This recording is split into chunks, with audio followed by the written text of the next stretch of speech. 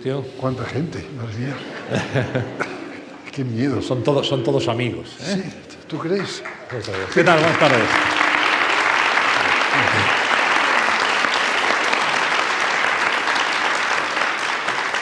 Son todos amigos y son todos, además, seguro que seguidores de Carlos Saura.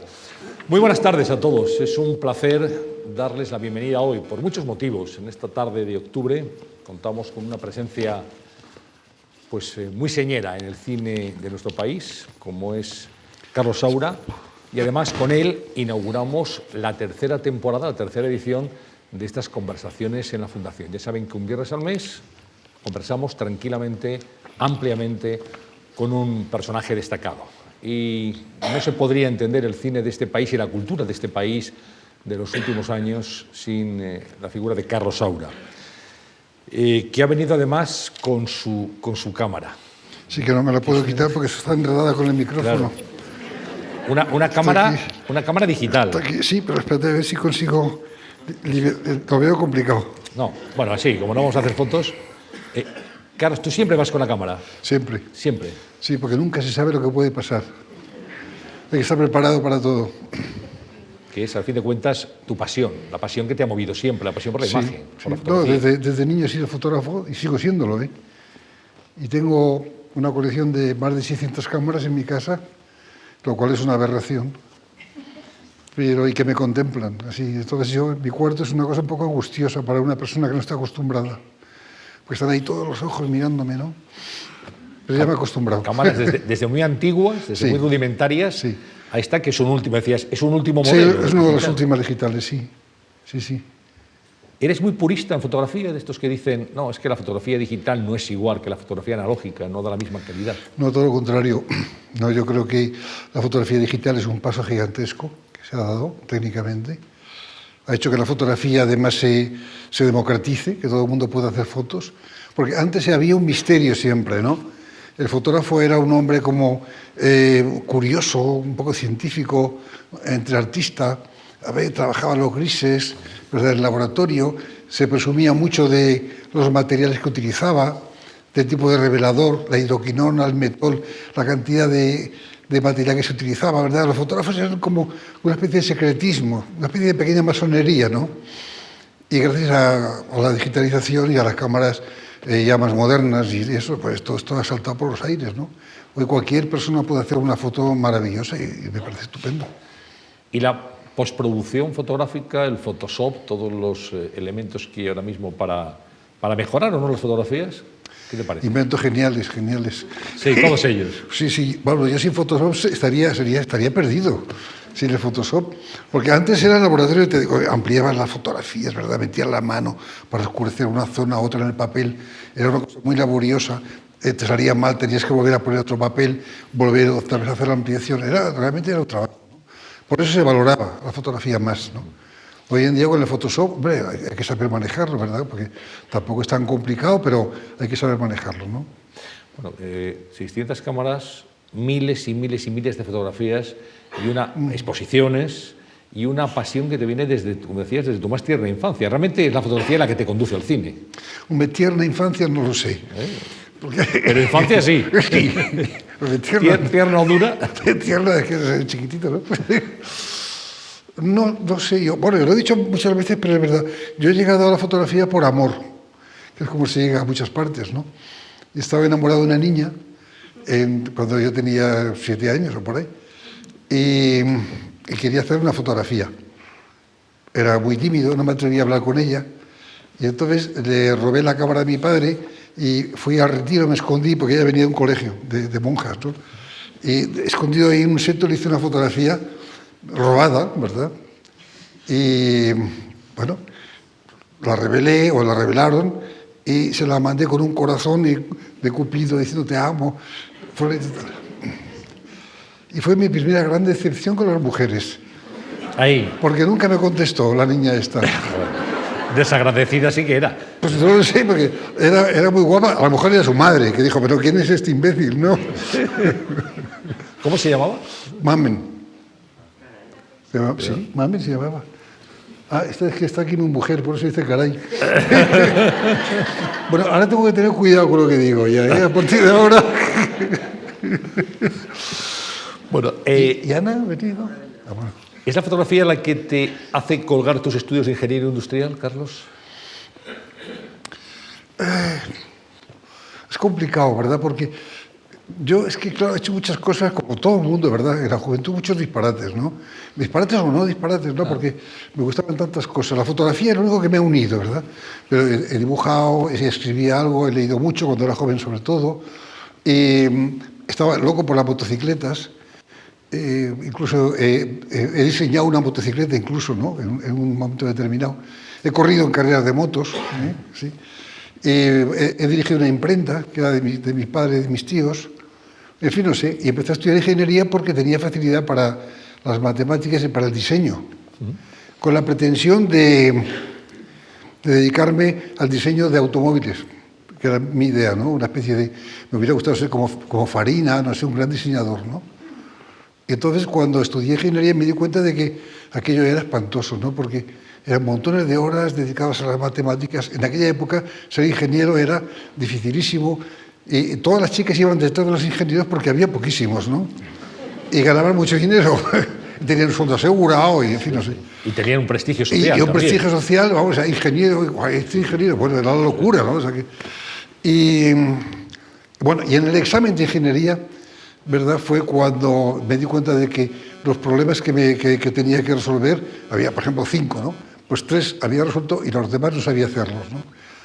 Y entonces hice una cosa que es una butad. Me dediqué a dibujar un automóvil precioso, ¿verdad? Con el cambio de marchas, el embrague, la transmisión, todo. De eso sabía mucho, ¿no? Todos los elementos del automóvil. Y los ingenieros que estaban por ahí vigilando a los alumnos se quedaban fascinados viéndome. Me dicen, pero este cara dura, ¿qué hace? Y yo estaba convencido de que me iban a aprobar, porque dije, bueno, si he demostrado que un automóvil es así y sé dibujar, bueno, pues me suspendieron. O sea, me suspendieron, entonces me hicieron un favor, porque ya dije, bueno, ¿y ahora qué hago, no?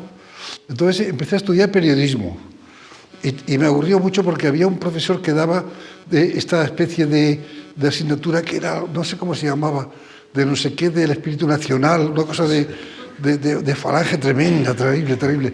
Tuve un par de encontronazos con él, porque yo ya era darwinista entonces, y entonces, pues, al final, pues, salí de allí. Entonces, mi hermano Antonio me dijo, ¿y por qué no ingresas en la escuela de cine que hay en Madrid? Y fue él que me lo dijo, y yo dije, bueno, pues, ¿por qué no? Entonces, ingresé allí rápidamente. El Instituto de Investigaciones y Experiencias Cinematográficas de Madrid. De investigación, eso es. Así se llamaba. Sí, sí. Luego fue la Escuela de Cine. Sí. Y ahí obtienes el diploma de dirección. ¿Cómo era la escuela entonces? ¿Cómo era ese instituto? ¿Quién daba clase y qué ambiente había? Pues era una escuela era muy simpática, ¿no? Porque había pocos alumnos.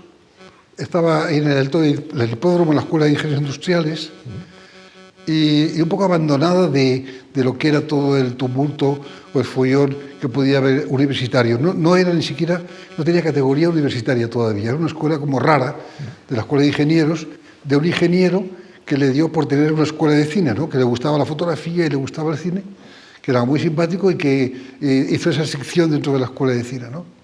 Entonces, pues al principio yo creo que venían los alumnos, los chicos jóvenes, que pensaban que podían hacer cine en España, pues en los años 50, ¿no? 40 y tantos, 50, tú fíjate. Y claro, era un centro que era muy interesante de reunión de personas muy diferentes que venían de Cataluña o del País Vasco, de Galicia o de Aragón, como venía yo, o de Andalucía, ¿no? Y eso fue lo bonito. No era tanto lo que aprendías allí, sino la relación con los alumnos, ¿verdad? El compadreo, el hablar, el ver películas, el discutirlas. Y bueno, pues estuvo muy bien aquello, ¿no? Luego, más tarde, ya me nombraron a mí profesor también de la escuela, fui 6 años profesor, y allí compartía un poco con Berlanga, ¿no? También las clases, y bueno, era otra parte de mi vida. ¿Quiénes estaban ahí como profesores? ¿Quiénes estaban? Pues no estaban ahí como muy conocidos, no sé, estaba Villegas López, daba clases de historia, estaba, no sé, Gutiérrez Maeso, no había grandes figuras, ¿no? Antonio del Amo estaba por ahí. Sí. Pero la verdad es que no aprendíamos tanto, ¿sí? No aprendíamos tanto. Yo recuerdo que en el examen de ingreso, que yo estaba muy influenciado por el cine soviético, Porque había un libro que se llamaba el Kuleshov, que era muy famoso en la época, que era una traducción de un libro ruso, donde explicaban todo cómo se podía hacer una película, pero todavía un poco muda, ¿no? Pero en fin, entre Einstein, Pudovkin, Dovzhenko, Sigabertov, todos estos grandes directores rusos, ¿no? Y, por ejemplo, había una batalla, ¿no? Y decía, 10.000 caballos van de derecha a izquierda, por ejemplo, ¿no? Entonces los dibujaban, ¿no? Ahora, el enemigo viene, 4.000 caballos van de izquierda a derecha. Y se iban acercando, ¡bum!, hasta que chocaban, ¿no? Era un poco como el Alejandro Nevsky, ¿no? De tan preciosa película de Einstein, ¿no? Y entonces yo, de Einstein, entonces yo, pues, en el examen hice eso, ahora se acerca, no sé qué, y me dieron un sobresaliente. Y dijiste, aquí sí me entiende, y aquí sí me aprueban y me ponen nota. Sí, no tenía ni idea yo de cine, tenía muy poca idea de cine. Hombre, había ido mucho al cine, ¿verdad? Pero yo de cine, me había leído un tratado, ese el Kuleshov, nada más, y no tenía ni idea, vamos.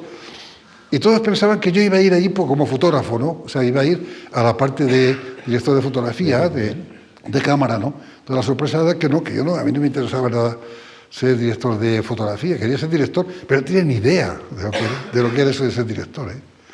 Yo he ido siempre por aproximación a las cosas, ¿no? Y un poco por la casualidad. Tú sabes eso que dice Jacques Monod, que ese darwinista, ¿no? Por el azar y la necesidad, yo creo. Siempre un poco la casualidad, ¿verdad? Y la fortuna y bueno, te vas encontrando con lo que te va gustando, ¿no? He tenido la suerte de ir encontrando lo que me gustaba, ¿no? ¿Sigue siendo darwinista hoy en día? Totalmente. Y de los primeros españoles, yo creo.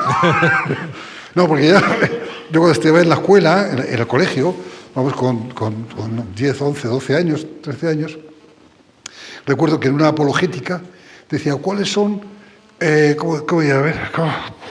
¿cuáles son los grandes no sé, enemigos, no me acuerdo, del ser humano, de la sociedad humana, cuáles son los grandes peligros, ¿no? Y era el socialismo, el comunismo y el darwinismo. Y entonces yo decía, no, yo es que soy darwinista, yo fui darwinista desde muy joven, ¿no? No sé por qué leí un libro o algo así sobre Darwin, me pareció tan lógico y tan maravilloso que digo, bueno, yo soy darwinista ya. Entonces, el colegio donde yo iba era un colegio que no era de religioso, pero lo dirigía un sacerdote. Entonces, cada vez que iba yo a la clase de religión, me decía, a ver, el darwinista, ¿qué piensa sobre tal? Y yo decía, bueno, ¿y todavía sigue usted creyendo que el hombre desciende del mono? Digo, hombre, y de muchas más cosas. Y me ponía un 0. Tenía unas notas magníficas, magníficas en todo, y en religión un 0 siempre. O sea que, no sé si eso ha servido para algo, pero... Hablaremos ahora de tu paso ya en la dirección de películas, pero ¿cómo recuerdas tu infancia en Huesca? La época de tu formación, de tus estudios. Es que yo, sabes que yo en Huesca, la verdad es que he ido mucho más tarde. Yo he nacido en Huesca, pero mis padres se marcharon enseguida a Madrid. Yo lo que recuerdo de Madrid es el comienzo de la guerra. En el 36 tenía yo 4 años. Y luego, bueno, la guerra, los bombardeos, los muertos, todo ese follón de Madrid, que lo recuerdo muy bien, a pesar de esa edad. Luego el tránsito hacia Valencia, porque mi padre era uno de los secretarios del Ministerio de Hacienda, que se llamaba Finanzas, entonces me parece. Valencia, bueno, otra vez empezaron los bombardeos, pero en fin, más suaves, ¿no? Y luego Barcelona, por fin Barcelona, y Barcelona hasta el final de la guerra. O sea que esa ha sido mi infancia, ¿no? Realmente hasta los 7 o 8 años. Entonces, al acabar la guerra, un tío mío de Huesca vino con un camión lleno de alimentos, porque en en Barcelona la gente se moría de hambre. Mi padre, que medía un 80 casi como yo, pesaba 50 y pocos kilos, ¿no?, cuando acabó la guerra, ¿no? Y vino a traer alimentos con otros camiones, vino de la parte franquista, digamos, ¿no?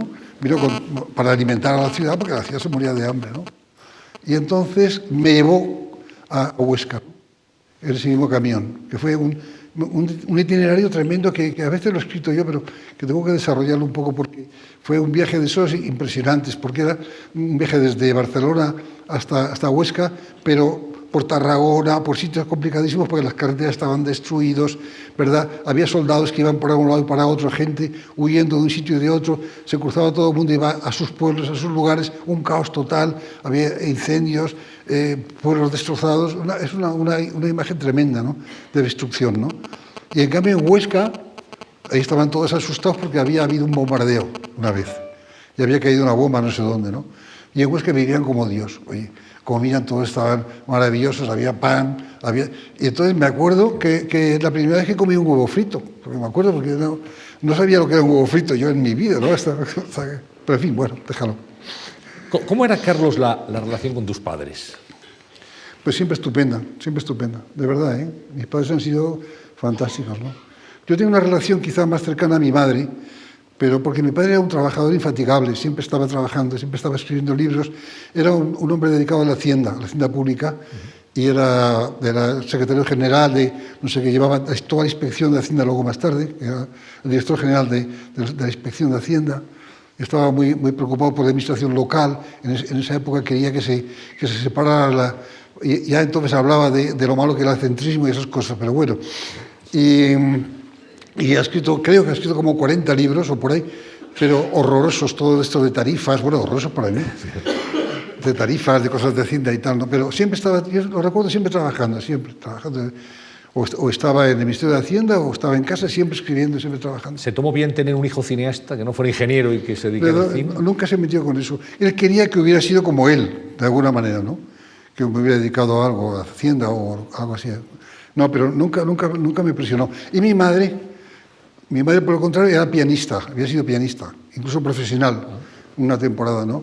Entonces, yo he nacido, pues no sé, escuchando siempre a mi madre, haciendo ejercicios de piano por la mañana temprano, ¿no? Siempre, ¿no? O siempre a su lado, escuchando música, acompañándola. Y yo creo que ella me ha dado siempre esa especie de amor profundo a la música, ¿no? que mantengo, ¿no? Y ella era mucho más aragonesa, pero mucho más, quizá un poco anarquista de mentalidad. Había estudiado en Francia, conocía gente en Francia, no sé, era amigo de escritores, amigo de pintores en esa época en Francia, ¿no? Y tenía una mentalidad liberal, pero al mismo tiempo era católica, pero no iba a la iglesia. Yo nunca he entendido eso, pero era así. Era muy católica, ¿verdad? Pero nunca iba a la iglesia, ¿no? Yo le decía, ¿y por qué me obligas a mí a ir a la iglesia cuando tenía pues 12 años o por ahí? Y me decía, hijo mío, porque yo ya me arreglo con Dios a mi manera. Pero bueno, ¿verdad? Es una forma. Sí, es una forma. Me pareció una idea genial, pero bueno. Oye, Carlos, y la relación con tu hermano, con Antonio Saura, uno de los grandes artistas de este país.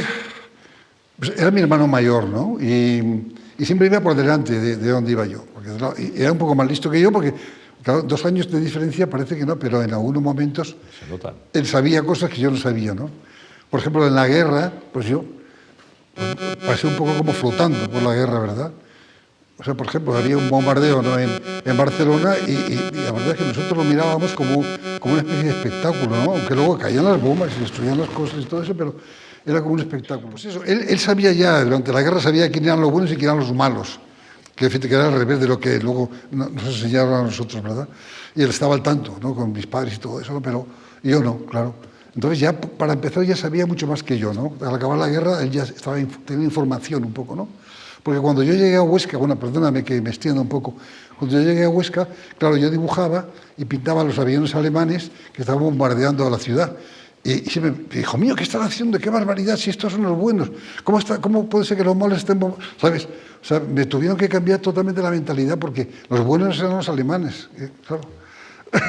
Bueno, dicho esto, Antonio, a partir de los 12 o 13 años, tuvo una enfermedad gravísima, una tuberculosis ósea, que lo dejó en la cama como 4 o 5 años, impedido totalmente, ¿no?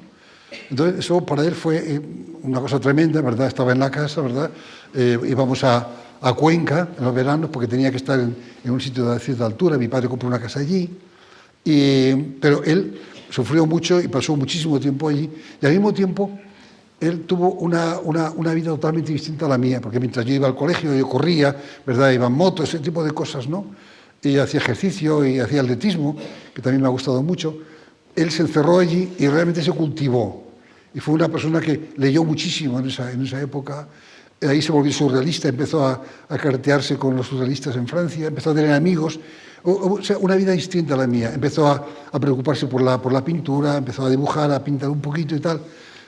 O sea que realmente se separó un poco de mí en ese sentido, pero siempre muy, muy cercano, ¿no? Y ya cuando se curó definitivamente, ¿verdad? Porque por suerte apareció ya la penicilina en el momento justo, ¿verdad? Pero siempre se quedó cojo y le faltaba un riñón, en fin, siempre estaba un poco con problemas, ¿no? Pues él se marchó a París, ¿verdad? Mis padres le facilitaron la posibilidad de ir a París y ahí él pues, se hizo pintor y, en fin, se hizo otra persona. Y yo, en cambio, me quedé aquí haciendo la milicia, que fue una etapa espantosa de mi vida, ¿no? ¿Dónde le hiciste la milicia? La hice en aviación en Getafe. Lo recuerdo como los 2 años peores de mi vida. La cosa más aburrida del mundo, no podía hacer nada, absolutamente nada. Espantoso. Lo único que hacíamos es, los fines de semana, íbamos a las casas de prostitución, claro, qué complicado, a ver si... Es que hablo demasiado, ¿eh? Oye, ¿por qué no hablas tú un poco más? No, yo te pregunto. Mantenemos el suspense. Ya me he quedado seco ya, ¿no? Eso es lo que hacías, bueno, en los tiempos libres, digamos, de tu milicia universitaria. Te has hecho referencia a tu pasión por las motos, has corrido en motos, y mucha gente no sabría que Carlos Saura era, como dirían ahora los jóvenes, un motero. O sea, y sé además que no te pierdes una prueba motociclista en televisión. Claro, son preciosas, una maravilla. En estos momentos es un espectáculo extraordinario, ¿no? Tenemos los mejores pilotos que hay en el mundo, cosa que se dice muy alegremente, pero en este caso es verdad. Sí, es una maravilla las carreras. Y no sé, a mí siempre me ha gustado mucho la motocicleta porque te da un aire de libertad grande, ¿no? O sea, ahora ya la cosa es fastidiosa, tienes que ir con el casco, ¿verdad? Estás como encerrado allí. En la época mía ibas sin nada, unas gafas, ¿verdad? Y te daba el aire en la cara, una maravilla, sobre todo cuando ibas a la costa. Pero en fin, eso se ha perdido también. Hoy comentaba con el taxista que me ha traído, comentaba eso, que era un motero también. Esa es la falta de libertad de ahora de la moto. Estás al tanto de las pruebas motociclistas, sí, claro, sabes sí, claro. Cómo está todo. Y de coches también. ¿Te gusta Fórmula 1? Sí, pero es muy aburrida, me gustan mucho más las motos. Oye, Carlos, la familia. Me gustaría hablar del concepto de familia. Tú has sido una persona que ha tenido varias relaciones a lo largo de tu vida, que siempre has sido monógamo sucesivo. No, monógamo complutense. Y complutense, fíjate, eso ya es una categoría. Y me gustaría... Es un tema complicado este, ¿eh? Sí, lo sé. Está tu mujer también aquí. Son temas delicados. No, lo que ha significado la mujer en tu vida. Sí, es que claro, yo tuve una educación en ese sentido nefasta, ¿no? Porque la idea que teníamos, o que tenía yo de la mujer, era como una especie que era un ser alejado de todo tipo de concreción y de realidad. Una especie de ser sublime, maravilloso, ¿verdad? Que no sé por qué ese concepto no romántico, súper romántico de la mujer, ¿no? Ya desde niño, ¿no? Como una especie de algo que no se podía ni tocar, no sé cómo decirte, ¿no? Una imagen totalmente mágica de la mujer, ¿no? Desgraciadamente, o por suerte, a lo largo de los años eso se va perdiendo y te das cuenta que la mujer tiene pues, los mismos problemas o parecidos que puedes tener tú, problemas de físicos, problemas de necesidades, etcétera. Aunque siempre creo que la mujer es un ser para un hombre muy difícil de entender, ¿no? Aunque parezca tan próximo, ¿no? Porque eso tiene como otras necesidades, no sé, otro mundo, aunque en muchas cosas somos similares y estamos en el mismo, no sé, en los mismos temas, las mismas cosas, ¿no? Pero hay algo que nos diferencia y yo creo que está bien que sea así. Hay algo animal, que yo respeto mucho eso, ¿no? Hay algo animal en cada uno de nosotros que por mucho que hagamos, podemos ponernos trajes, podemos afeitar, nos podemos arreglar, ponernos gafas, pero seguimos siendo de alguna manera animales, ¿no? Sobre todo cuando no sé, en momentos difíciles, ¿verdad? Pero también en el sexo y en todo, ¿no?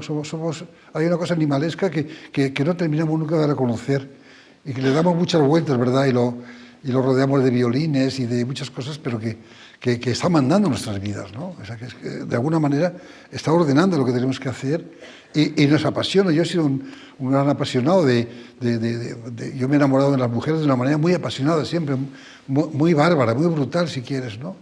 Por eso las decepciones son también muy grandes, ¿no? También. Cuando ya te abandonan o tú abandonas o te alejas de la mujer, en el fondo es un cataclismo moral, ¿no? De alguna manera, y personal. Porque por un lado dices, bueno, se ha acabado, es una tragedia. Y claro, lo que pasa es que al cabo del tiempo renaces, es como el ave fénix, ¿no? O sea, empiezas a renacer y dices, caramba, otra vez soy libre, otra vez, ahora puedo hacer lo que me dé la gana, ya no dependo de nadie.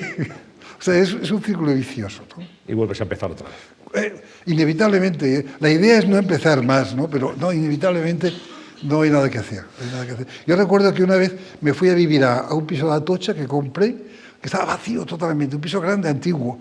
Tenía 400 metros, era un desastre de piso, pero lo pinté de blanco, ¿no? Y no había nada. Compré una mesa camilla y una cama, nada más. Y comía afuera y todo eso.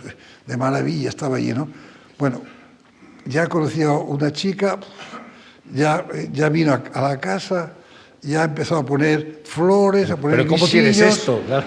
a poner visillos, y al cabo de un rato dije, uy, vamos a tener un hijo, seguro. Ya empezó a arreglar todo, a preparar todo. Ya, bueno. Y te llenó el piso, al final. Y empezamos de nuevo. Bueno, es así es la vida. Padre de 7 hijos. No, 6 chicos y una niña. 7 hijos total. Sí, pero hay que diferenciar. 6 chicos y una chica. Ana. ¿No está aquí, mi hija Ana? Es esta de allí. Hola. Buenas tardes. Sí. Sí, pues te digo, hay que diferenciar porque después de 6 chicos, yo siempre quería tener siempre una niña, siempre. Nunca quería tener hijos, siempre hijas. Siempre niñas, ¿eh? Y no había manera. A la 7ª fue la vencida. Pues gracias a Lali. A Lali, Claro. supongo. ¿Cómo es la relación con tus hijos, Carlos? Pues yo creo que es muy buena, creo que sí. Hay una cosa que no sé, a veces me lo han reprochado, siempre me dicen que a veces que soy muy egoísta y tal, ¿no? Pero yo tengo la idea de que me preocupo poco de los hijos, pero no es verdad. Lo que pasa es que a mí nunca me ha parecido, como yo con mis padres he tenido una relación siempre como maravillosa, pero nunca me han presionado. Eso siempre se lo he agradecido. Siempre hemos tenido que tomar la decisión nosotros, tanto en el colegio, en los estudios, en todo, ¿no? O sea, es más, si suspendía nunca me han dicho, hijo mío, te vamos a castigar, nunca me han dicho eso. Me han dicho, hijo mío, ten cuidado, trata de no suspender, de una manera siempre amable, ¿no? Nunca castigado, nunca. Entonces yo he tratado de ser así con mis hijos, ¿no? O sea, dejarles una cierta libertad y solamente en los momentos en que realmente dramático, por lo que sea, ¿no? He acudido para echarles una mano, ¿no? Y eso es mi forma de entender la educación, ¿no? Hay una cosa que está en mis películas, está en Criacuervos, está en varias películas mías, es que yo creo sinceramente que nosotros no entendemos a los niños, ¿no? Por mucho que queramos. Tratamos de ser amigos de ellos, tratamos de comprenderlos, pero no nos damos cuenta de que un niño tiene un mundo no tiene nada que ver con el nuestro, ¿no? A pesar de que estamos siempre, eso es una tragedia, ¿no? Estamos siempre imponiendo un tipo de educación, una forma de ser, claro, porque tienen que vivir en una sociedad determinada, ¿no?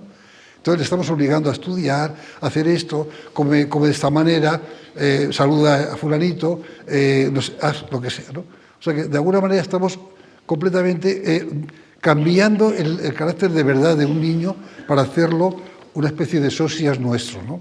Y esa es la pura realidad, ¿no? Y yo creo que eso pues, es un drama, ¿no? Sobre todo para chicos inteligentes y espabilados y tal. Yo creo que de alguna manera se les cercena la posibilidad de ser otras personas, ¿no? Bueno, pues acabas de citar una película tuya, Carlos, Criacuervos.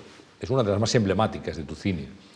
Y, si me permites, va a ser el punto de partida para hablar de tu filmografía. Iremos hacia adelante y hacia atrás, pero seguro que todos recordamos esta película que fue, desde luego, capital en la historia del cine de este país. Criacuervos, año 1975. Ahora está despierta. Ya te dije que vendría tarde. A ver la cama.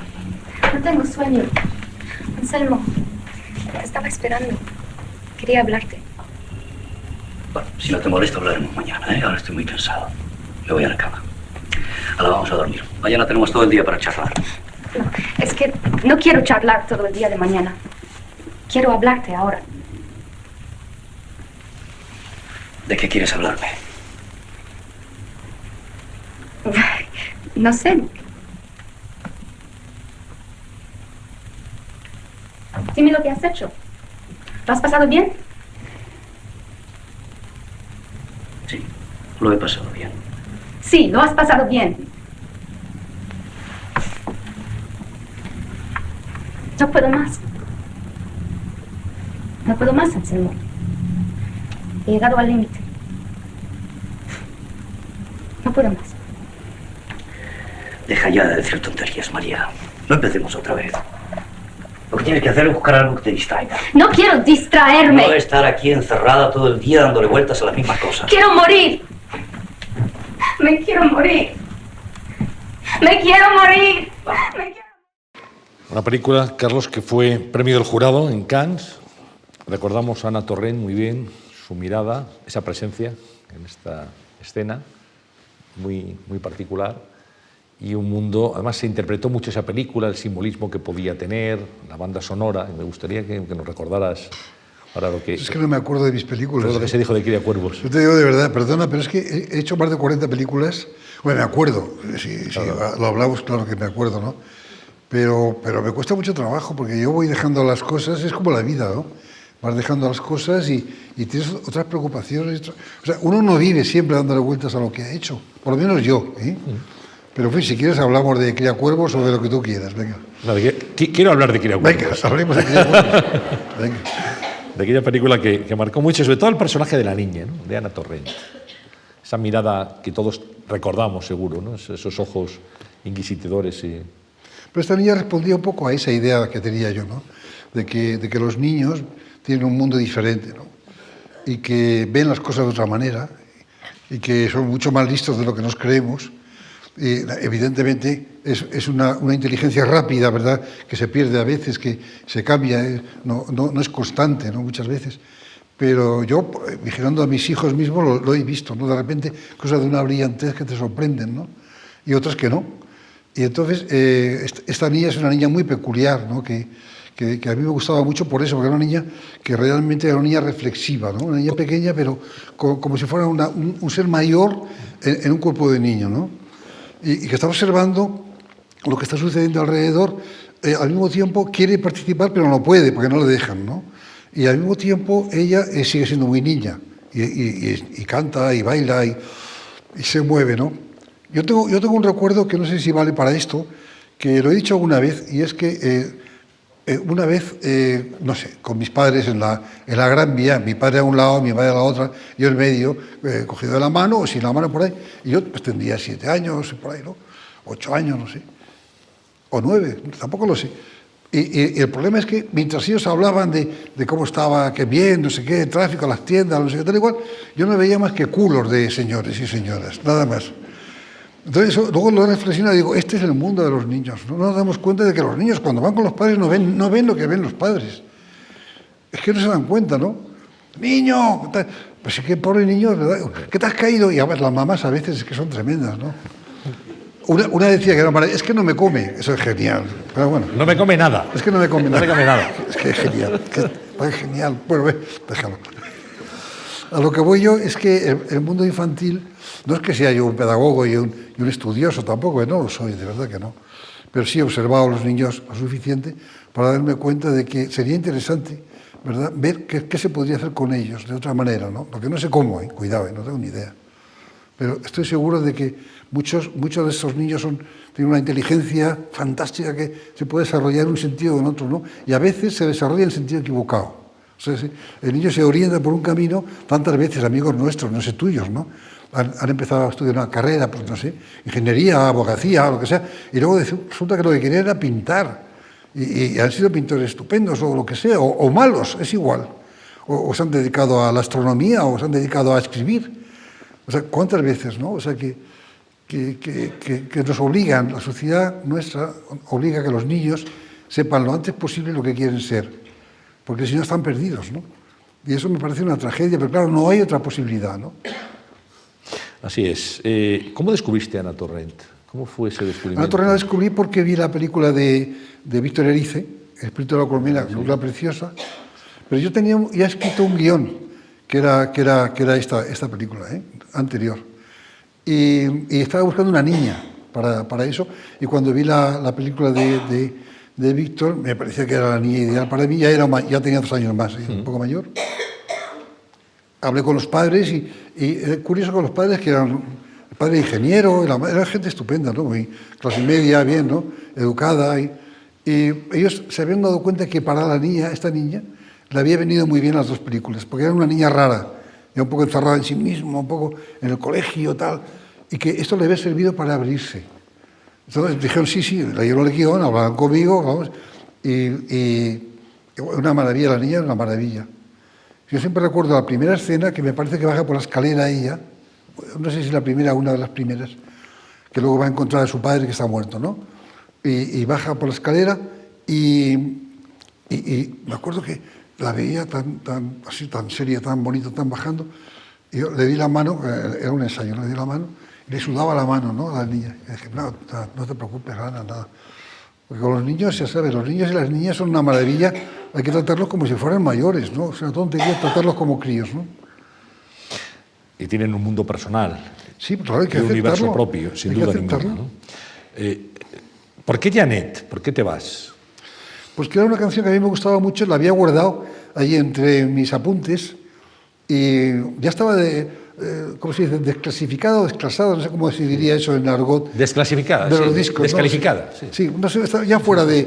Había tenido mucho éxito en una época, bastante éxito en España, ¿verdad? Y luego... La palabra es descatalogada. Descatalogada. Descatalogada. Eso es. Una canción descatalogada. Esa es más correcto, sí.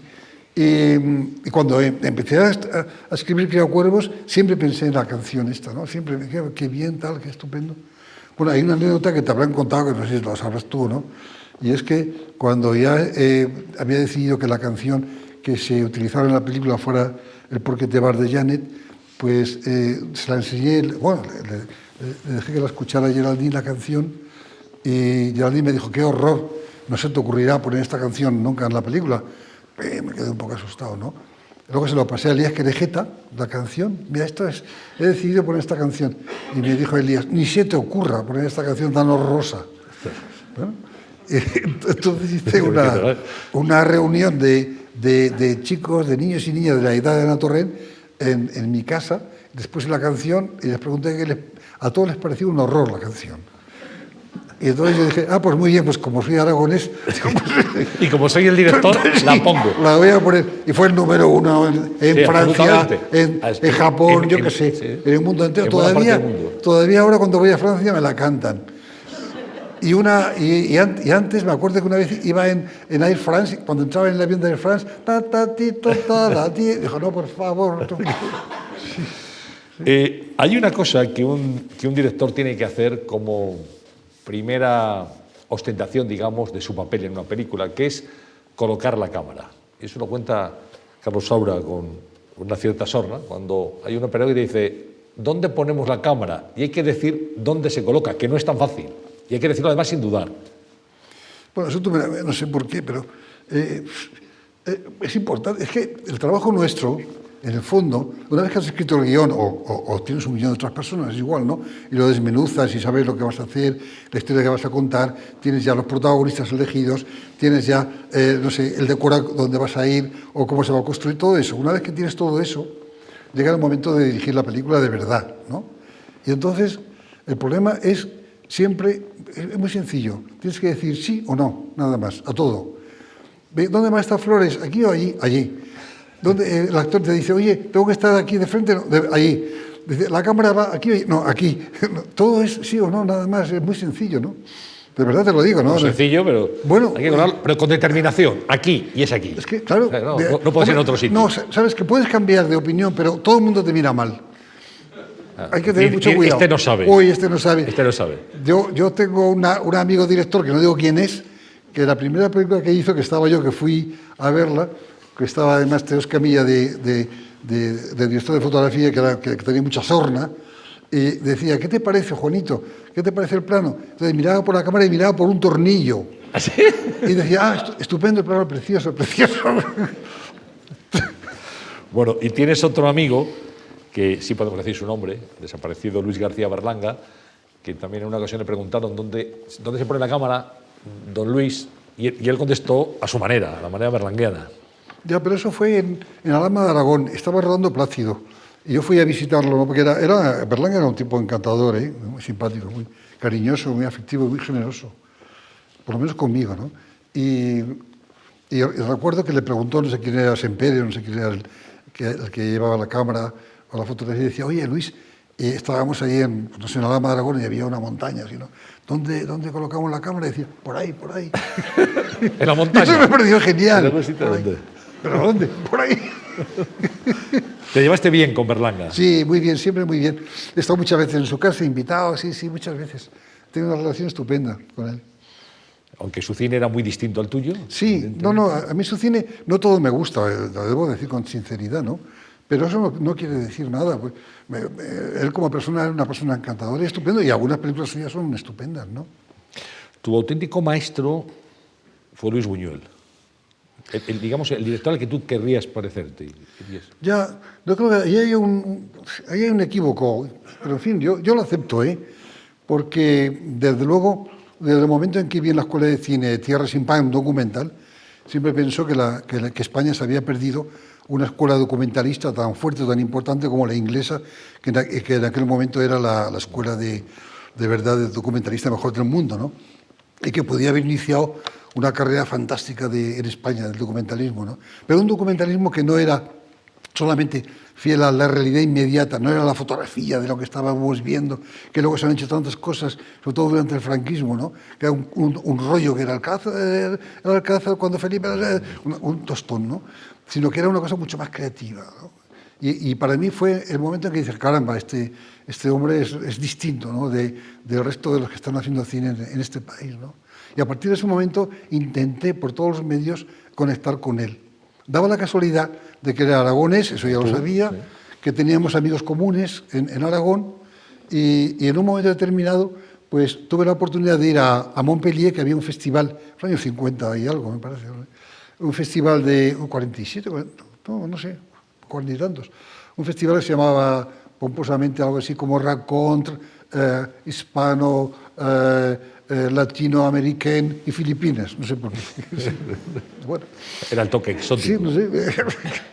Y fui con la hermana de Luis Buñuel, con Conchita Buñuel, que yo la conocí entonces, y con Juan Francisco Aranda, Antonio Francisco Aranda, que era la primera persona que escribió realmente un libro interesante sobre Luis Buñuel en España, ¿no? Y fui con ellos, ¿no? a Montpellier, y ahí vi 2 o 3 películas de Luis. Realmente me di cuenta de que eso era otra cosa, que era una maravilla, ¿verdad? Y que ese era el cine que por ahí que quería hacer yo. ¿Pero por qué? Yo te explico. Porque utilizaba la imaginación. O sea, que a mí me parece que el cine español, el cine en el mundo entero, pero es una opinión ya de una persona mayor, quizá de joven no pensaría así, ya el costumbrismo está ya demasiado machacado. O sea, lo que es la vida cotidiana, que está muy bien, ¿verdad? Para hacer una película de la vida cotidiana con talento hay que ser ya realmente un súper elegido, ¿verdad? Porque la normalidad es hacer una película que es bastante aburrida, ¿no? Que te cuentan historias que ya conoces, de amores, de chico con chica, que no sé qué, la madre, ¿sabes? Un poco en general son temas que están tratados ya en la novela naturalista, en Zola, en Blasco Ibáñez, yo qué sé, en Benito Pérez Galdós, está machacado el tema, ¿no? Entonces, yo pensaba que la salida de nuestro cine, además a través de toda la cultura nuestra anterior, era la imaginación que estaba en Quevedo, que estaba en Lope de Vega, que estaba en Cervantes, que estaba, no sé, en Ana María de Zayas, fantástico, ¿no? Esa imaginación que era subvertir los valores de la realidad, haciendo de la realidad otra realidad, pero manteniendo los parámetros que pudieras entenderlo.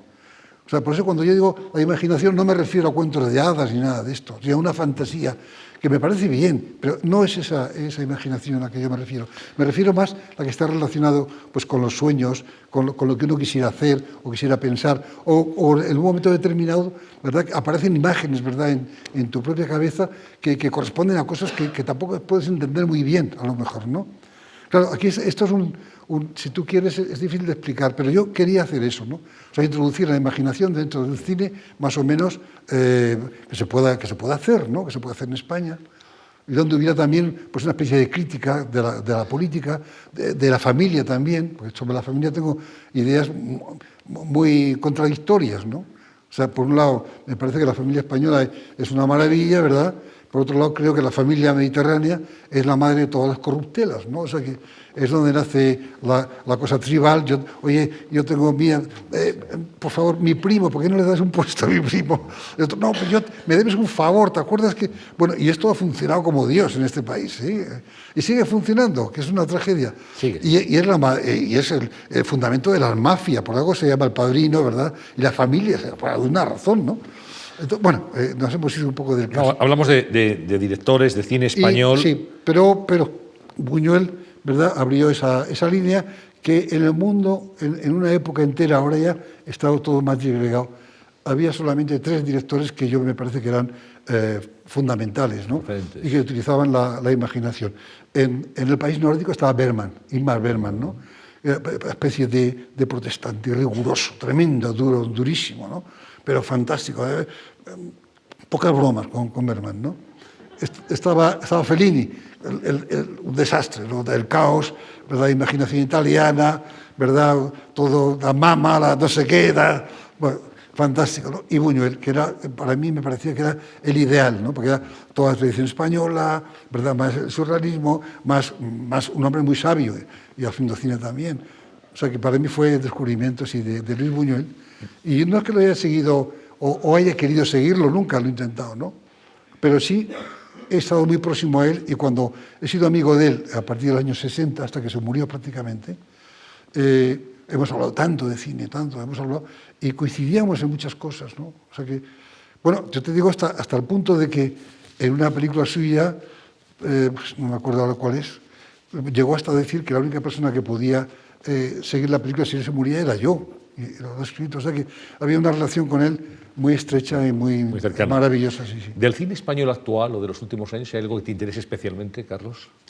Pues mira, del cine español siempre ha habido gente estupenda, películas regulares y películas malísimas, ¿no? Pero es que eso pasa en todas partes del mundo. ¿Pero hay algún director de la nueva hornada que te interese especialmente? Es que no conozco yo muy bien. Almodóvar, Amenábar, alguno de los directores más recientes. Almodóvar yo lo respeto muchísimo, pero su mundo a mí no me interesa demasiado.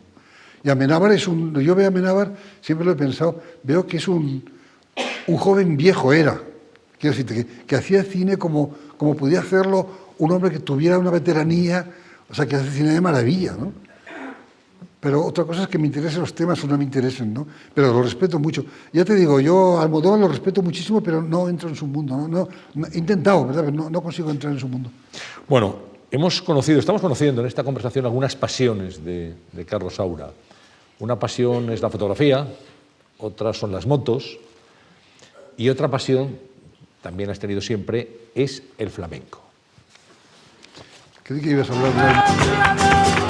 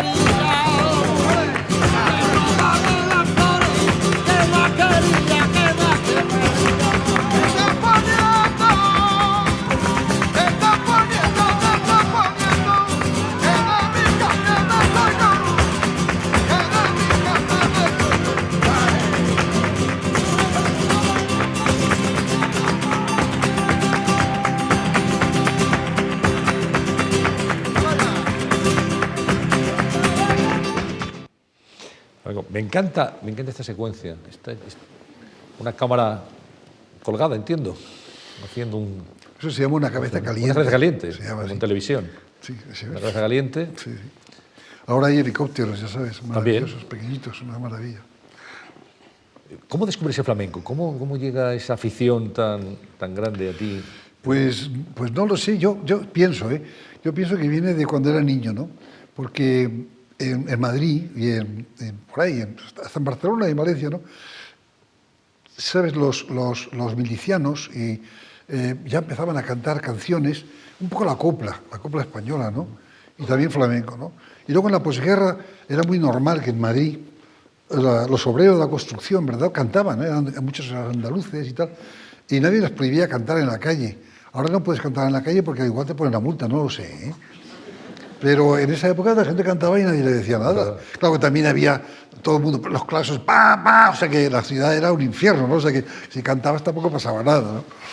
Y no sé, empecé a aficionarme al flamenco, a escucharlo desde bastante joven, y fui a los tablaos, y fíjate que en mi familia, mi madre y mi padre, vamos, absolutamente nada, vamos, ¿no?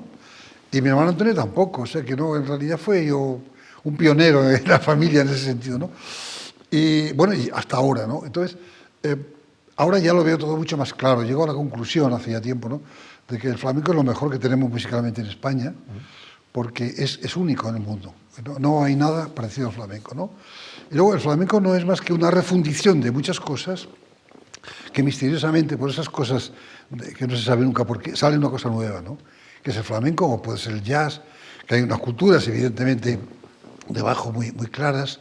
Algunas son directamente, no sé, de españolas, antiguas, si tú quieres, ¿no? O sea que, por ejemplo, la jota aragonesa o las seguidillas manchegas o canciones, pues no sé, hasta si quieres de Galicia, ¿no? Todo se mezcla, ¿no? Pero evidentemente la influencia importantísima de los gitanos, pero todo eso se cocina, ¿verdad? Se va cocinando, sobre todo en el sur de España, y sale de repente una cosa nueva, que es el flamenco, o las sevillanas, que es otra cosa distinta, ¿verdad?, pero que tiene relación, y una cosa nueva, maravillosa, que se proyecta hacia el futuro, que se puede renovar, ¿verdad?, que puede cambiarse, que no se queda, no es una cosa folclórica, porque el folclore español es precioso, pero se queda allí. Yo soy aragonés y la jota se ha quedado en la jota. Sí. En cambio, el flamenco tiene esa peculiaridad de que puede incorporar ritmos latinos, puede incorporar el jazz, puede incorporar otras cosas que todavía no se atreven a utilizar en realidad. Y en el baile igual. O sea que tiene una apertura extraordinaria hacia el futuro, ¿no? Tú has llevado el flamenco a tu cine en alguna ocasión, sevillanas, flamenco, bueno, genios como Camarón. Bueno, yo he hecho como 5 o 6 películas de flamenco, yo creo, nada más, ¿eh? Es más, si me apuras, fuera de España en estos momentos, que la gente se lo olvida de mí quitando a lo mejor Criacuervos o un par de películas mías, ¿verdad? Todo el mundo me conoce por el flamenco. No hace mucho estuve en Shanghái, en una especie de conferencia de prensa con montones de críticos chinos y de aficionados, ¿no? Y lo único que conocían del cine español eran mis películas de flamenco, por ejemplo, ¿no? Y yo he visto en el Top Manta en Moscú, ¿verdad? Ahí Carmen y Boda de Sangre. Y me parece muy bien. A mí me parece muy bien. ¿Qué tal a la hora de rodar con los protagonistas del flamenco? ¿Qué tal ha sido? Bueno, depende con quién. Yo he trabajado en 3 películas con Antonio Gades, de maravilla siempre. Un gran profesional. Vamos, a mí yo el flamenco que sé me lo ha enseñado, en gran parte me lo ha enseñado Antonio Gades, ¿no? Cristina Hoyos, Antonio Gades, ¿no? Pero eso aparte, porque Antonio era un ser excepcional, que se le reconoce, pero cada vez se le reconocerá más, porque ha sido él un poco el que ha impuesto una forma de bailar, ¿verdad? Un poco recogiendo las instrucciones de Vicente Escudero, que era eso de bailar en hombre, ¿verdad?, que es una forma de bailar muy especial. Porque el flamenco tiene, tanto el hombre como la mujer están muy separados y es muy interesante. Porque el hombre debía ser como más estático, pero al mismo tiempo muy, ¿verdad?, con los pies en la tierra y muy firme, ¿no? Y un poco seco, bailando y tal, pero al mismo tiempo con una sensibilidad especial, ¿no? Y la mujer tiene una cosa prodigiosa, porque es que yo no lo he visto nunca en ningún baile, ni en la India, ni en Rumanía, ni en ninguna parte, ni en Rusia, no he visto una cosa semejante, ¿no? Y es que la bailadora española, de cintura para abajo es la tierra, ¿no? Muy fuerte, ¿no? Y de cintura para arriba es como el cielo, ¿no? Las manos hacia arriba, cosa que yo no he visto en ningún baile. Las manos, los dedos, todo ese juego, ¿no? Que es una cosa maravillosa, no sé de dónde viene, no sé, porque yo no sé si viene de los gitanos, pero los gitanos tampoco han bailado así. Y en la India no se baila así. O sea que no lo sé, ¿eh? Eso es una cosa muy interesante, que no sé de dónde viene, si viene en la jota hay algo parecido, ¿verdad? Que se baila también un poco así con las castañuelas, pero fue otra cosa. No, es muy interesante esa cosa. ¿Sabes quién te va a preguntar ahora de flamenco? Pues no. un gran entendido y un gran escritor, como es Félix Grande. Carlos, buenas tardes.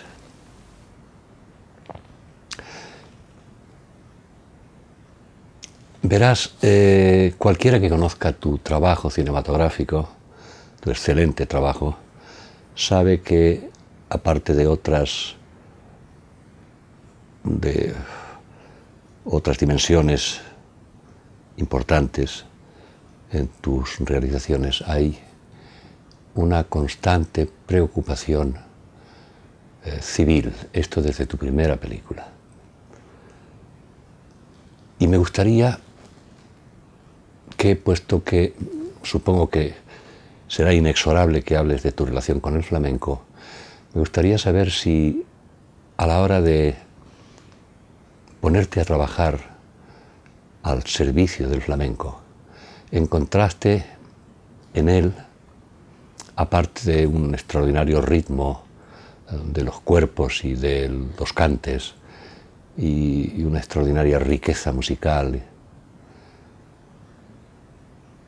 encontraste en el flamenco una dimensión también civil, una dimensión, digamos, moral. Me gustaría que, si esto te ha ocurrido, que lo manifestases y lo explicases. Conocemos, Carlos, tu vinculación al flamenco a través de tu necesidad de fotografiarlo. Eres uno de los grandes fotógrafos de temas flamencos y de rostros flamencos. Y si no he entendido mal la historia de tu fotografía flamenca, creo que te dedicas, te desesperas por encontrarle al flamenco no solo su agitación musical, sino también y sobre todo su agitación rítmica, su espina dorsal rítmica. En una de tus películas, en el primero de tus reportajes sobre flamenco, nos encontramos, los aficionados y los espectadores en general, con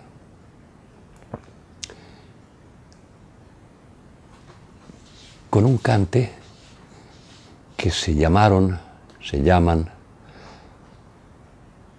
sevillanas corraleras.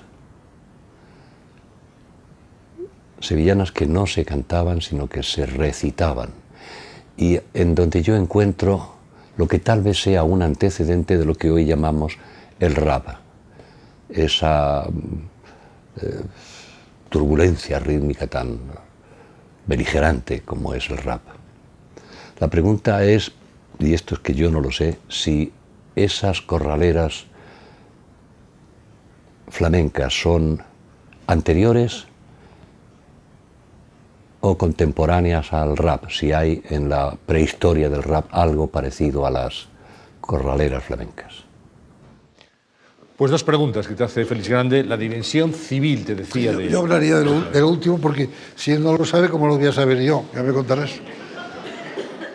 Sevillanas corraleras. Sí, no, yo sé lo que es, pero si él no lo sabe, que realmente es uno de los grandes expertos de flamenco de este país, pues no. Yo lo que entiendo por sevillanas corraleras, entiendo que se bailaban en los corrales, eran festivas, ¿no?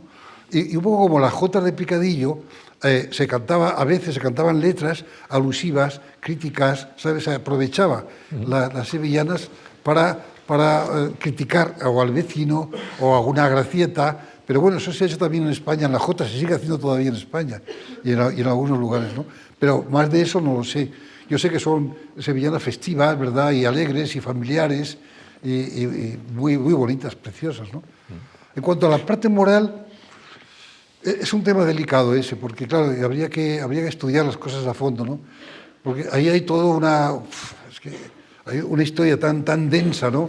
Que de dónde viene el flamenco de verdad, que no se sabrá nunca, aunque se sabe más o menos de... Pero claro, evidentemente, quizá lo más problemático, lo que más te sorprende, es que un pueblo indio, ¿verdad?, que viene del norte de la India, ¿verdad?, y que baja, que es nómada, que son los gitanos, ¿verdad?, y baja, atraviesa toda la India, atraviesa todo el oriente y sube por el Mediterráneo, por un lado, por el norte, por Bulgaria, Rumanía, Hungría, Rusia, Polonia, etc. Y por el sur, atraviesa todo el mundo árabe, ¿verdad? Y entra a España. Eso es que me parece que es el pozo de esa gente que lleva milenios o cientos de años, ¿verdad?, viajando por toda esa parte, ¿verdad?, que mantiene todavía ese espíritu rítmico, con una diferencia importante en cuanto a ritmo, que es importante también, porque tiene mucho que ver con la moralidad de la gente, lo que se canta, lo que se baila, cómo se hacen las cosas, ¿no? Por ejemplo, los gitanos que van por el norte del Mediterráneo, los que van a Rumanía o, bueno, etcétera, Hungría, recogen las canciones, las músicas que ya había antes, porque los gitanos lo que hacen es recoger cosas, ¿verdad?, y modificarlas. O sea, las sardas, por ejemplo, de Hungría, de por allá, les sirven a ellos para hacer la música que hacen los gitanos en estas partes, que son con violines, siempre manteniendo ese ritmo de baile, ese ritmo alegre de los violines, ¿verdad?, muy rápido, que nada tiene que ver, o muy poco, con el flamenco español. O sea, que eso es muy, muy importante, porque se dice siempre que el flamenco español es obra de los gitanos. No es verdad. Los gitanos han aportado muchísimo al flamenco, ¿no? Muchísimo, pero no es obra de ellos. Es obra de algo misterioso, porque los gitanos que pasan por el sur, y por Egipto, etcétera, llegan a España, se encuentran con toda la cultura árabe, ¿no?, con los muecines, que coincide con las cosas pakistaníes. Es muy interesante, coincide mucho con eso, ¿no? Y llegan a España, y en España todavía está reminiscencia de la cosa árabe, ¿verdad?, evidentemente, más, ya la cosa más, si quieres, más castellana o de donde venga, ¿no? Y se mezcla todo eso. O sea, que es muy fascinante, ¿no? Entonces, claro, en España el baile flamenco, sobre todo en hombre, es un baile realmente que tiene un estatus moral. O sea, baila de una manera muy concreta, ¿no?, como muy concentrado. Es un baile que exige que el verdadero bailador, si es bueno, si es una maravilla, ¿verdad?, sea una persona muy íntegra en bailando. Luego puede ser lo que le dé la gana en la vida, no lo sé. Pero bailando tiene que ser muy íntegra, ¿no?, porque si no, no transmite esa fidelidad, esa postura, ¿no? Hay un baile que a mí me parece maravilloso, que se llama la farruca, que viene de Galicia, porque es otra cosa muy curiosa, ¿no? La farruca, que la bailaba Antonio Gades como una maravilla, ¿no?, y es uno de los bailes más bellos, más limpios, más perfectos, y toda la influencia viene de Galicia. Y las alegrías de Cádiz, todo el mundo sabe que son jotas aragonesas pasadas por Andalucía. Quiero decirte que otra de las cosas bonitas del flamenco es cómo integra otras cosas, ¿no? Y como en Cataluña, de repente, ¿verdad?, con la sardana, pero de repente está Carmena Maya, y está ahora, bueno, cantadores maravillosos, bailarinas o bailadores geniales, o sea que... Así es, ¿no?, el mestizaje del flamenco, que claro, forma parte de su esencia y también de su historia. Bueno, tú a tu cine has llevado muchas músicas, has llevado flamenco, has llevado ópera, y también has llevado fados. En fados hay gente que es muy entusiasta y le gusta mucho el fado, y gente que dice que es una música muy triste, pero sin embargo el fado tiene su encanto, y pasado por el tamiz de Carlos Saura ya verán cómo más.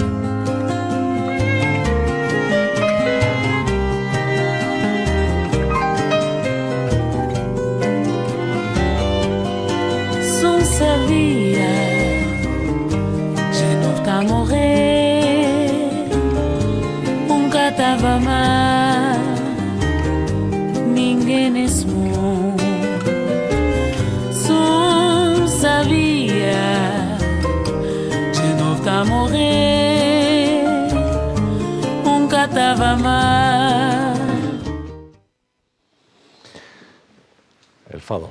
Sí, esto es un ritmo de Cabo Verde, porque yo estaba un poco con la idea de abrir el fado a otras posibilidades, ¿no? Y he encontrado además grandes amigos, expertos fadistas que me han apoyado en Portugal, ¿no?, con el peligro subsiguiente, ¿no? Ahora ya está aceptado, ¿verdad? Pero en ese momento, realmente, como siempre me pasa, los ortodoxos dicen esto no es tango, esto no es fado, esto no es flamenco, esto no es sevillanas, ¿no? Y luego acaba todo el mundo por decir, ¡ay, qué bien, qué estupendo! Y la mayor parte de la gente pues sigue el camino que yo he trazado a veces. No digo que siempre sea un pionero, ¿verdad? Pero en algunas cosas sí, pero por aventurero, simplemente porque soy un aventurero, ¿no? Y porque me gusta buscar otras cosas, ¿no? Y esta es una maravilla de canción de Cabo Verde que tiene mucha relación con el fado. Porque es lógico, las colonias de Portugal están también interrelacionadas.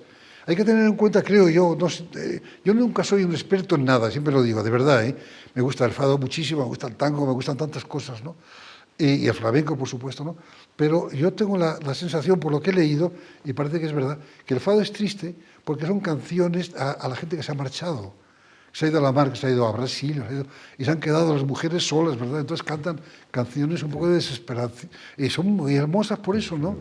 Y hay una justificación. Entonces yo he intentado en esta película introducir también el baile, que jamás se ha bailado el fado, ¿no? Pero he intentado hacerlo y meter canciones brasileñas que están interrelacionadas, etcétera, ¿no? Bueno, es un intento de ampliar, de abrir, como se dice ahora, un poco cursil, de una forma un poco cursil, a abrir las ventanas para que se oreen, ¿no?, las cosas, ¿no? Hay un periodista y escritor también que quiere sumarse esta tarde a esta conversación contigo, y es Manuel Hidalgo, que te va a plantear dos cuestiones. Buenas tardes, Carlos y Antonio. Quería preguntarte, Carlos, acerca de tu capacidad de trabajo. Digamos que el joven Saura podía dar una imagen un poco fría, distante, intelectual, se decía, incluso hubo un tópico acerca de ello en relación contigo, pero a lo largo de tu vida has demostrado una tremenda capacidad para el trabajo, para intervenir, para la acción. Si se repasa tu biografía también en términos personales y por supuesto profesionales, trabajando en países distintos, en actividades distintas, me gustaría preguntarte ¿cuál crees tú que es el principio, el resorte, la base para esa extraordinaria capacidad de trabajo, y de trabajo además diverso, que te ha convertido poco menos que en un hombre de acción? Y también quería preguntarte por tus recuerdos. Has trabajado en muchos ámbitos, has tratado a personas muy relevantes del mundo artístico, tanto por tus relaciones familiares como por tus relaciones personales y profesionales. Has tenido ocasión de vivir pues muchas etapas de la vida de España, de tu país, de Europa, en distintos escenarios del mundo, y de observarlas. Lo que yo me pregunto es, y te pregunto, es ¿por qué no escribes tus memorias? Tú que eres escritor también, entre otras cosas, ¿por qué no haces tus memorias? Creo que tendrían mucho interés. Bueno, porque yo todavía no tengo 100 años. No, he tentado muchas veces, pero siempre digo no, porque en cuanto los escriba me muero. Entonces, y por si acaso, por si acaso. Haces bien.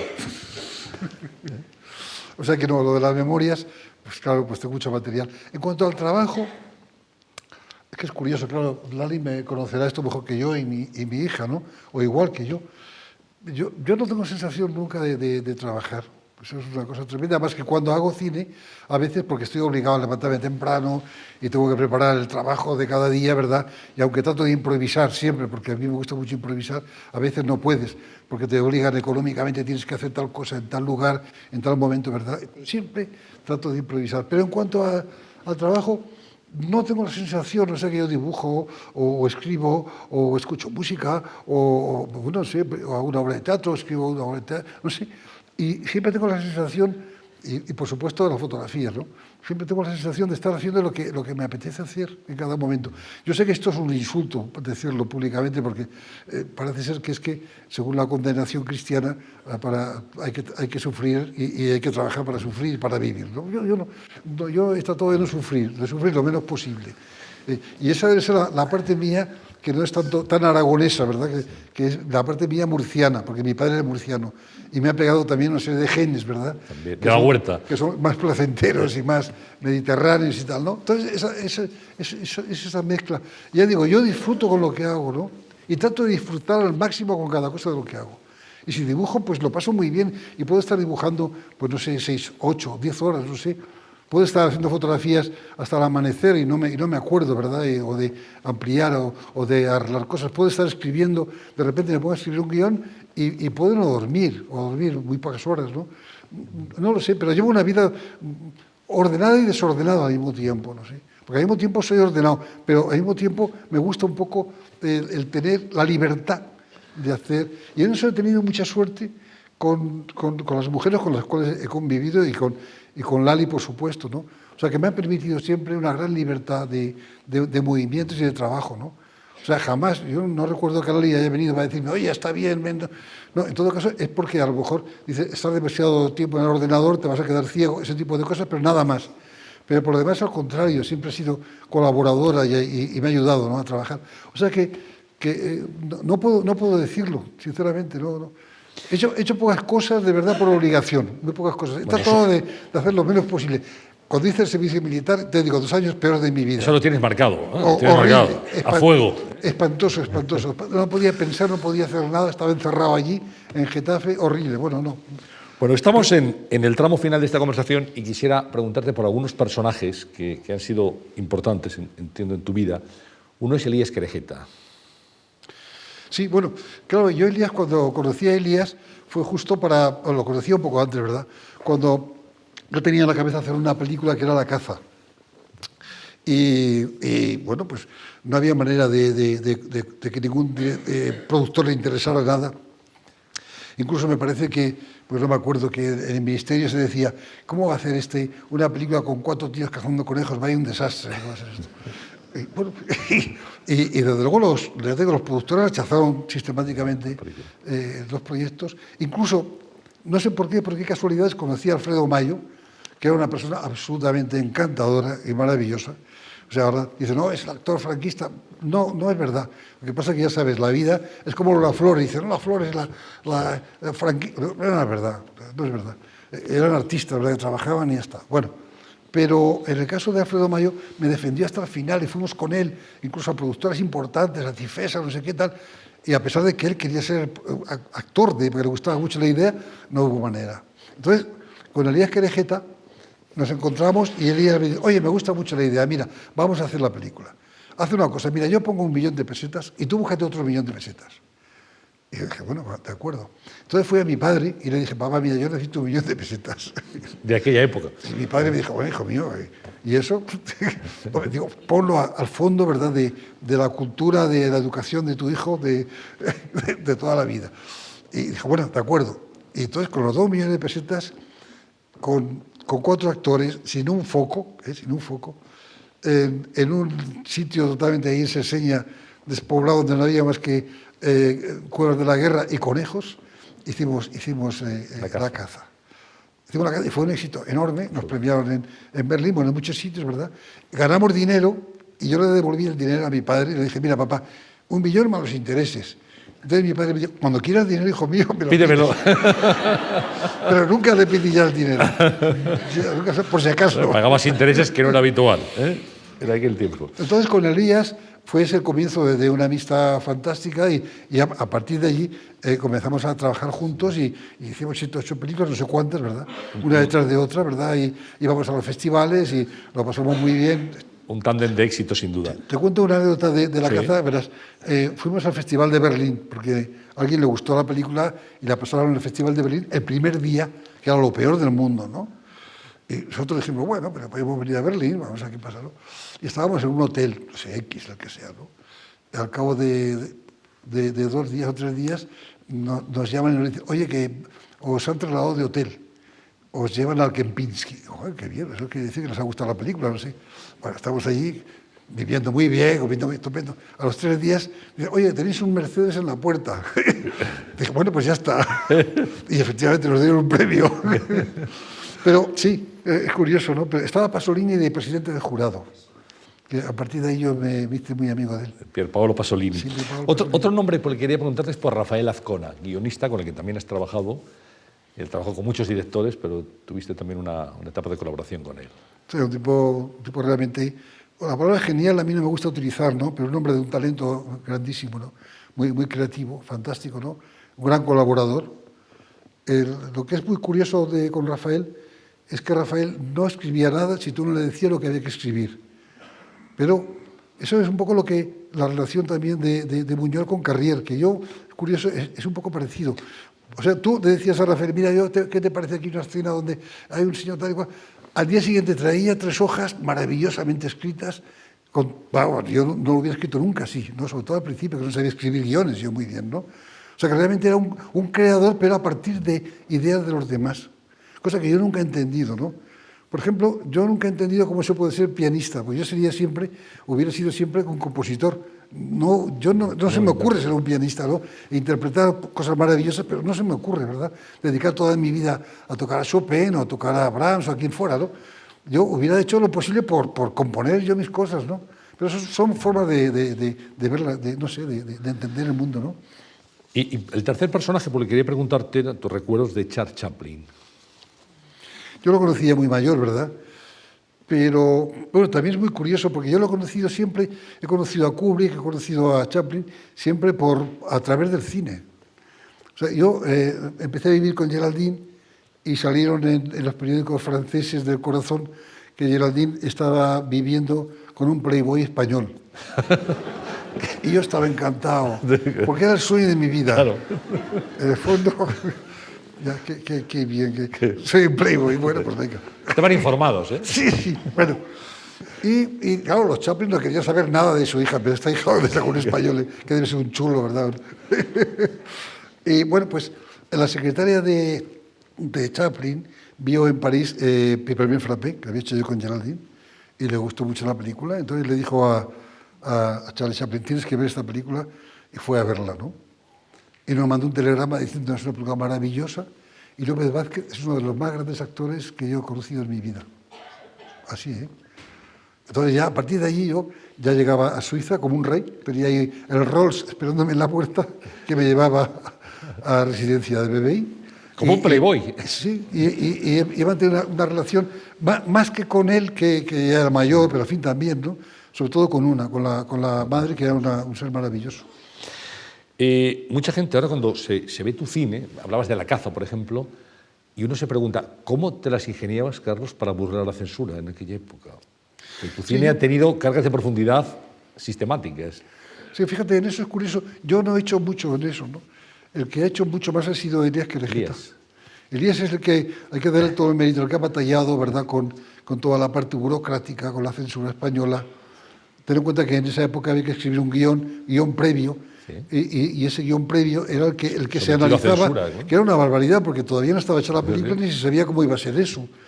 Yo me acuerdo que en la escuela de cine, en un momento determinado, hubo un director en la escuela que era muy reaccionario, que en un guión que escribió Miguel Picazo, decía, se sientan en el sofá Juanita y Paco. Entonces decía, ¿y qué hacen en el sofá? Bueno, pues esto era la mentalidad de la censura española. ¿Se empieza por el sofá? Mira, mi primera película, que era Los Golfos, en el año 59, que la habíamos escrito con Mario Camus y con Daniel Sueiro, presentamos el guión y nos llamaron un señor que era el director general de cine, que llevaba un hábito, ¿sabes?, de estos morados, ¿verdad?, y estaban un poco aterrados. Y nos dice, nos saca el guión y dice, oye, ¿sabéis lo que habéis escrito? Pues mira, de las 100 hojas, o 90, había 60 dobladas. Todas esas están prohibidas. Fíjate, era una película ingenua, fíjate, Los Golfos, ¿no? Y dijimos, pero hombre, ¿cómo puede ser eso? Es una película tan inocente y sencilla y está, no sé, además estaba un poco basado muy lejanamente, pero un poco en el jarama, ¿verdad?, de Ferlosio, inspirada, porque me gustaba mucho a mí esa novela. Y entonces el tío abrió el cajón sacó una pistola, la puso encima de la mesa y dijo, ¿qué queréis, que empecemos otra vez a pegar tiros? Y dijimos, no, por favor, y nos fuimos. Eran métodos expeditivos. O sea, para que veas cómo estaba la cosa. Era la cosa complicada. Bueno, no sé si saben ustedes que Carlos Saura ha sido 6 veces doctor honoris causa. 6 veces. Sí. Ay, pues no lo dice mucha gente, eso no lo puede decir. Sí, bueno, son accidentes que suceden en la vida, ¿no? Sí, muy bien, sí. El último estaba ahí en Estados Unidos, en Vermont. Sí. Muy bien. Bueno, no sé qué quieres que te diga. Pues, que estás encantado, ¿no? Pues sí, te brindamos por ello. Muchas gracias a los que no vayan a pensar estos señores que no tienes tú méritos académicos sobrados, en todo el mundo además. Sí. Y estás preparando desde hace tiempo, aunque aún no se ha materializado, una película sobre el cuadro de Picasso, sobre Guernica, 33 días. Sí, sobre cómo el proceso por el cual se pinta o se realiza la Guernica de Pablo Picasso, que es muy interesante. Es una idea que tenía Elías Querejeta, desgraciadamente ya muerto, no como productor, sino como guionista. Él quería hacer una especie de documental sobre eso, ¿no? Y yo le dije, no, vamos a escribir, vamos a hacer una cosa un poco más amplia, que sea un guión. Y había un guionista francés que intervino al principio y luego ya intervine yo, ¿no?, en el guión. Pero la historia es muy, a mí me parece preciosa porque en el año 37 hay una serie de intelectuales españoles que van a ver a Picasso. Está Larrea, está Maxau, está Bergamín. Es increíble, 4 o 5 personalidades fortísimas, ¿no? Está Gauss, en fin, no sé. Y le proponen que haga un cuadro para la exposición internacional que hay en París en el año 37, donde todo el mundo va a estar allí, ¿no? Y Picasso tiene muchas dudas porque la dimensión del cuadro es de 8x4 y él dice que nunca ha pintado un cuadro semejante y además no sabe qué hacer. En ese momento no sabe qué hacer. Está con muchas dudas. Se dice además que es el periodo más, no sé, menos productivo de Picasso, ¿no? Él tenía también un problema sentimental, estaba enamorado de Dora Maar, que era una fotógrafa estupenda, ¿verdad? Tenía otra mujer con una niña, en fin, siempre estaba con líos sentimentales, no sabía cómo resolverlos tampoco. Y es una época mala para él, ¿no? Y no sabía qué hacer, y el gobierno español le presionaba que tenía que hacer un cuadro para el pabellón, y entonces sucedió el bombardeo de Guernica, y entonces justo eso fue el espoletazo que le dio la idea de hacer el cuadro, ¿no? Y a partir de ese momento, en 33 días, pinta el cuadro, ¿no? Que es, no sé, el gran suceso, ¿verdad? Y a partir de ahora es el cuadro emblemático de la guerra en el mundo entero, cuando él en realidad lo que quería es hacer una especie de, ¿cómo te diría yo?, de afiche, de gran afiche. No pensó nunca que fuera un cuadro tan importante, jamás. ¿La veremos pronto, la película? La veremos cuando la haga. ¿Y cómo está? Pues, se está cociendo. ¿Pronto o no? Se está cociendo, se tenía que haber hecho ya, pero hay problemas. Yo no sé nada de producción, nunca me he interesado por la producción, ¿no? Pero es un problema de productores, de que sí, de que no sé cuántos porcentajes, yo no sé. Pero vamos, estoy seguro que la haré. Ojalá, seguro, estamos seguros y que nosotros la veremos y que la disfrutaremos. Bueno, vamos a cerrar esta conversación con 2 cosas. Vamos a ver luego unas fotografías tuyas, pero antes te pediré, como a todos los invitados que pasan los viernes, un día de cada mes, por este mismo escenario, que nos apuntes, a tu juicio, Carlos, 3 propuestas, 3 sugerencias que crees que podrían mejorar esta sociedad. ¿Que podría qué? Que podrían mejorar esta sociedad. Madre mía. Estamos en un momento de mejoras, ¿eh? Sí. Manifiestamente mejorable, digamos, ¿no? Sí. Yo creo que lo más importante sería que mejorara la clase política, ¿eh? Es lo más importante de todo. Yo creo que la clase política española está dando... Es un desastre, ¿no? Que no sabe muy bien por dónde va, o va por un lado que a mí no me interesa demasiado. Eso por un lado, ¿no? Hay 2 temas que me parece que son esenciales, que todo el mundo lo sabe. Yo creo que tendría que estar sea el partido que esté, ¿no? Que es la educación y es la sanidad. Son 2 cosas que son esenciales, ¿no? No se puede vivir sin eso. Y luego, algo fundamental que se olvida en este país y que últimamente ha salido una encuesta donde estamos prácticamente en el último lugar, que es la cultura. O sea, ¿cómo puede ser que este país tenga ese nivel cultural tan bajo? ¿Verdad? No se explica, es inexplicable, ¿no? Yo creo que ahí desde los profesores, los institutos, no sé, las universidades tienen que empezar a ponerse las pilas o no sé, algo hay que hacer, no sé qué. O las familias, no sé, educar a los niños de otra manera. Es que no lo sé. No lo sé, pero si queremos vivir en esta sociedad, realmente la educación es fundamental. Pues creo que no podemos estar más de acuerdo los que aquí estamos y para finalizar pues hemos abierto tu álbum de fotos, hemos cogido algunas fotos hechas por ti que vamos a... ¿Y dónde las habéis sacado? Porque pues eso es una cosa... Esto es secreto. No, ¿sabes qué pasa? Secreto Que ahora yo el otro día estuve... ¿Cómo se llama? ¿Wikipedia? ¿Cómo se llama? Wikipedia. Wikipedia. Bueno, no, y en Wikipedia salen unos como 10 o 12 páginas dedicadas a mí que estoy asustado. Pero bueno. Vamos a ver las fotos, las comentamos. Esta es la serie de años 50, ¿Sí? de años 55, una fotografía realmente Sí. impactante. Está hecha en Sanabria. Esto es lo que te demuestra lo que era España en los años 50, que nos hemos olvidado. Que eso es una cosa que siempre lo digo yo. Es que no tiene nada que ver, es que España era esto, ¿no? La tarde de domingo, Sí, además es una definición perfecta, ¿no? Esta es mi primera práctica en la escuela de cine. Es el Buñuel, que está al fondo, y es mi hermano Antonio con el bastón, y Emilio San de Soto, que está ahí a la derecha de él. Y este hombre de la izquierda ahí en el suelo, ¿verdad? Sí, pues esto es el chinchón. Camarón, Bueno, aquí está Camarón, claro. con tomatito. Con tomatito, que parece Jesucristo, ¿verdad? Siempre, sí. ¿No? Y la Lola, una maravilla de mujer, una maravilla, la Lola Flores. Sí, Belén Maya, Belén Maya, estupenda. Paquito. Paco de Lucía. Paco de Lucía. Antonio Gades y y Cristina Hoyos. Cristina. Y este es un boceto, Estos son dibujos de ópera míos. Carmen. sí. Dibujos míos que hago yo, sí. Esto es para la ópera Carmen. He dirigido Carmen 5 veces, ¿sabes? Como ópera, ¿eh? A través del mundo, por ahí. En Europa, sobre todo. Pues ¿Y este quién es? este creo que eres tú. Son unos socios que nos han buscado. Pues esa foto no la he hecho yo, ¿eh? Nada. Pues ya ven, su vida, sus recuerdos, su cine, sus pasiones, sus aficiones, sus gustos. Esta ha sido la conversación que hemos mantenido hoy con Carlos Saura. Te quiero agradecer mucho tu presencia aquí, y que además tu actitud para dialogar de todo. Hay una cosa que me molesta tuya, es que eres muy simpático. Bueno, pues, Y amable, y siempre a favor. Tendrías que estar también en alguna... bueno, pues ahora te expulsaré del escenario absolutamente. Gracias, Carlos. Bueno, Gracias. Gracias.